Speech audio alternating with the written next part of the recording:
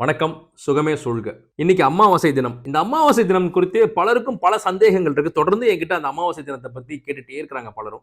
அதை பத்தின ஒரு விளக்கம், ஒரு தெளிவுரை கொடுக்கலாம் அப்படிங்கிறதுக்கு இந்த வாய்ப்பை நான் பயன்படுத்திக்கணும்னு நினைக்கிறேன்.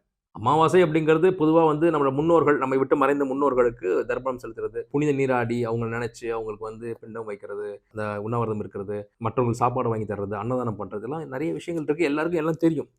பட் என்னுடைய பணிவான கருத்து, இது என்னுடைய கருத்து, ஜோதிட ரீதியாகவும் ஜாதக ரீதியாகவும் பலன் தந்திருக்கு. முதல் விஷயம், ஒருத்தர் மறைவுக்கு பிறகு நீங்க என்ன செஞ்சு என்ன பிரயோஜனம்? உங்களுடைய முன்னோர்கள் அப்படிங்கிறவங்க உங்களுடைய முதியவர்கள், உங்க கூட இருந்த உங்களுடைய வயதில் மூத்தவர்கள் தான் உங்க முன்னோர்கள் இல்லையா? அவர்கள் உயிரோடு இருக்கும்போது நீங்க அவங்க போய் பாருங்க, அவங்களுக்கு உதவிகள் செய்யுங்க, அவங்களுக்கு சாப்பாடு போடுங்க. அம்மா அப்பால தொடங்கி உங்களோட முன்னோர்கள் எல்லாருமே தாத்தா பாட்டி இவங்க எல்லாருமே நீங்க அவங்க இருக்கும்போது வாழும் காலத்துல நீங்க அவங்க அன்பு செலுத்துங்க. அவங்களுக்கு தேவையான உதவிகளை செய்யுங்க. அவங்க மருந்து மாத்திரை வாங்கி கொடுங்க, மருத்துவமனை கூட்டு போங்க. உங்களோட சக்திக்கு உட்பட்டு அவங்க நல்லா கவனிச்சுக்குங்க.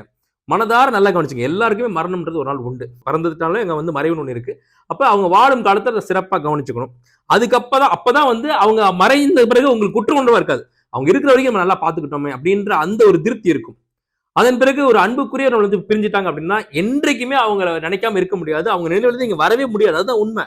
ரெஸ்ட் இன் பீஸ் நீங்க போட்டு போவே முடியாது. யாரோ எவரோ ரெஸ்ட் இன் பீஸ் போட்டு போயிடல. பட் நம்ம சம்பந்தப்பட்டவங்களுக்கு அவங்க நினைவுல இருந்து நீங்க வெளியே வரவே முடியாது. அமாவாசை அப்படிங்கிறதுனால அந்த ஒரு நாள் மட்டும் தான் நீங்க அவங்களை நினைக்க போறது கிடையாது இல்லைங்களா?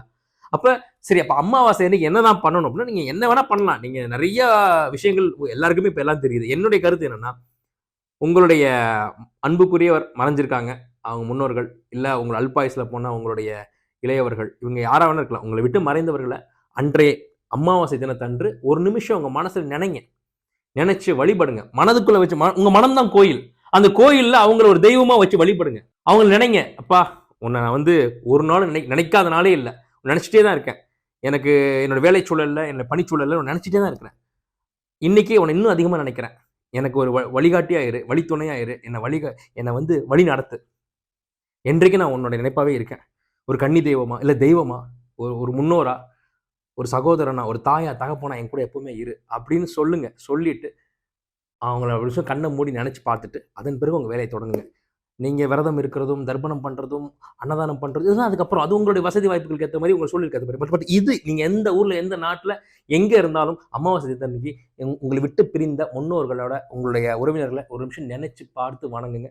அதுதான் அமாவாசை நீங்க பண்ண வேண்டியது. அதை விட முக்கியமானது, யாரும் வாழும் காலத்துல அவர்களை நல்லா கவனிச்சுங்க. அது ரொம்ப ரொம்ப முக்கியமானது. அதான் நான் சொல்ல நினைச்சது. சுகமே சூழ்க. வாழ்த்துக்கள்.